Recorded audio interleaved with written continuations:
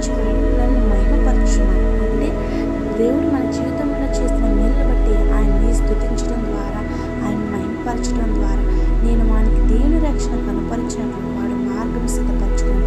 అంటే ఆయన మనకు తోడుగా ఉండి ఆయన వారి భవిష్యత్తు యొక్క మార్గాన్ని సిద్ధపరుస్తున్నాడు. మన ఆరోగ్యపరంగా కానీ, మన ఆర్థికంగా కానీ దేవుడు ప్రతి విషయంలో నేను తోడుగా ఉండి ఆత్మవిశ్వాసాన్ని, ధైర్యం, బలము ప్రతి ఒక్కటి ఇచ్చి భవిష్యత్తుకి మంచి మార్గాన్ని సిద్ధపరుచుకునేలాగా చేస్తాను. నేను వానికి దేవుని రక్షణ ప్రతి ఆపద నుంచి రక్షణ కలగజేస్తానని దేవుడు సెలవిస్తున్నాడు.